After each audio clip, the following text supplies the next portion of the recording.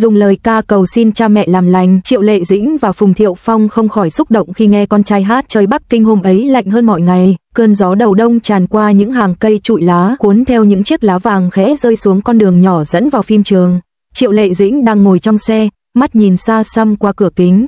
Cô vừa kết thúc cảnh quay cuối cùng trong bộ phim mới, một nhân vật mạnh mẽ, kiên cường, nhưng ẩn sâu trong lòng lại đầy nỗi cô đơn. Thế nhưng điều khiến cô nặng lòng hôm nay không phải vai diễn, mà là nỗi trống vắng trong tim thứ đã theo cô suốt nhiều năm kể từ ngày ly hôn với Phùng Thiệu Phong. Phía bên kia thành phố, Phùng Thiệu Phong cũng đang có một buổi ghi hình chương trình truyền hình về nghệ thuật nuôi dạy con. Anh luôn tỏ ra bình tĩnh, chững chạc, nhưng trong đôi mắt sâu thẳm ấy, ai tinh ý cũng nhận ra vẫn còn điều gì đó chưa được buông bỏ. Cậu bé Phùng Tư năm nay vừa tròn 6 tuổi, thông minh, lanh lợi và đặc biệt rất nhạy cảm. Từ nhỏ, cậu đã sống giữa hai người nổi tiếng nhưng luôn cố gắng dành trọn tình yêu cho con.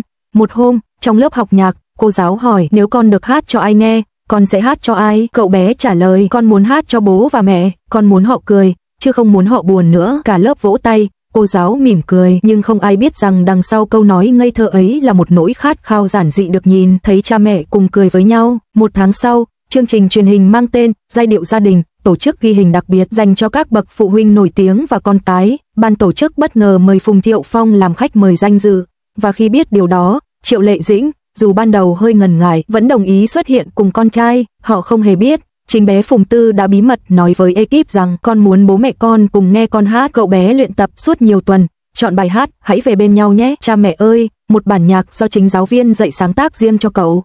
Buổi ghi hình hôm đó, ánh đèn rực sáng, khán giả ngồi kín khán phòng. Triệu Lệ Dĩnh ngồi hàng ghế bên trái, Phùng Thiệu Phong ở bên phải, giữa họ là chiếc ghế trống dành cho con trai. Khi MC giới thiệu, xin chào khán giả, hôm nay chúng ta chào đón một vị khách nhỏ đặc biệt, bé Phùng Tư. Cậu bé xuất hiện trong bộ vest nhỏ màu trắng, đôi mắt sáng long lanh. Khán giả vỗ tay dần dần, còn Triệu Lệ Dĩnh khẽ run, cô không ngờ con trai sẽ có mặt ở đây. Phùng Thiệu Phong cũng sững người, anh không biết rằng con trai đã lên kế hoạch riêng cho cả hai. Âm nhạc vang lên, giai điệu nhẹ nhàng, chậm rãi, cậu bé cầm micro, giọng non nớt nhưng vang vọng khắp khán phòng. Bố mẹ ơi, đừng buồn nữa nhé, con yêu cả hai người như yêu bầu trời xanh. Bố cười, mẹ cười, con thấy nắng trong tim, xin hãy nắm tay nhau, vì con muốn được nghe tiếng cười của hai người cùng một lúc. Cả hội trường im phăng phắc, không một ai dám thở mạnh, đôi mắt Triệu Lệ Dĩnh đỏ hoe, còn Phùng Thiệu Phong lặng người, tim anh như bị ai bóp nghẹt. Đến đoạn cao trào, cậu bé ngước lên nhìn thẳng vào bố mẹ, cất giọng mạnh mẽ hơn, con không cần quà, con không cần bánh, chỉ cần thấy bố mẹ cùng đi bên con. Nếu con hát hay, bố mẹ có thể làm lành không? Vì con biết, yêu thương vẫn còn trong tim. Lúc ấy, cả khán phòng rơi nước mắt, MC, nhân viên hậu trường, khán giả, ai nấy đều xúc động. Triệu Lệ Dĩnh không kìm được nữa, nước mắt tràn trên gò má. Phùng Thiệu Phong bước xuống sân khấu, quỳ gối, giang tay đón con trai vào lòng. Cậu bé ôm cổ bố, rồi nói nhỏ, bố ơi, mẹ đang khóc kìa. Phùng Thiệu Phong ngước lên, Triệu Lệ Dĩnh đứng dậy, tiến lại gần, bước đi chậm rãi, đầy ngập ngừng. Và rồi, cô cúi xuống, vòng tay ôm lấy hai cha con. Một cái ôm kéo dài, như xóa tan mọi khoảng cách của bao năm. Cả trường quay chìm trong tiếng nấc nhẹ, ánh đèn dịu lại.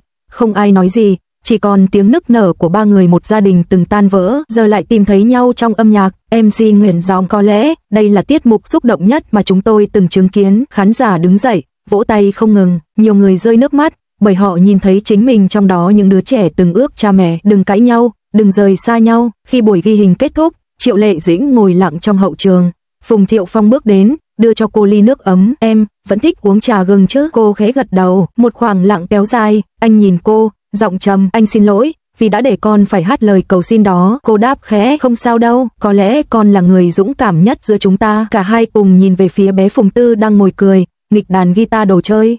Cậu bé vô tư, không biết rằng chính mình vừa khiến hàng triệu người khóc. Đêm đó, khi trở về nhà, Phùng Thiệu Phong viết trên mạng xã hội có những bài hát không chỉ là âm nhạc mà là tiếng lòng của một đứa trẻ muốn hàn gắn thế giới. Người lớn, cảm ơn con trai vì đã dạy bố biết thế nào là yêu thương không điều kiện. Bài đăng ấy nhanh chóng đạt hàng triệu lượt chia sẻ, cộng đồng mạng tràn ngập lời khen. Con trai của họ chính là món quà đẹp nhất mà cuộc hôn nhân ấy từng để lại. Mong rằng Phùng Thiệu Phong và Triệu Lệ Dĩnh sẽ tìm lại nhau, vì tình yêu vẫn ở đó, chỉ cần một bài hát để đánh thức. Sáng hôm sau, Triệu Lệ Dĩnh đưa con đi học. Trên đường, cậu bé quay sang hỏi, mẹ ơi, hôm qua mẹ khóc vì con hát dở à? Cô bật cười, ôm con, không, mẹ khóc vì con hát hay quá. Thế bố có nghe không mẹ? Có chứ, bố nghe rất kỹ. Cậu bé mỉm cười, đôi mắt long lanh, thế thì tốt, vì con hát là để bố mẹ nghe cùng nhau. Câu nói ấy khiến Triệu Lệ Dĩnh nghẹn lại, cô nhìn con và trong đôi mắt ngây thơ ấy, cô thấy bóng dáng của người đàn ông từng là cả thanh xuân của mình.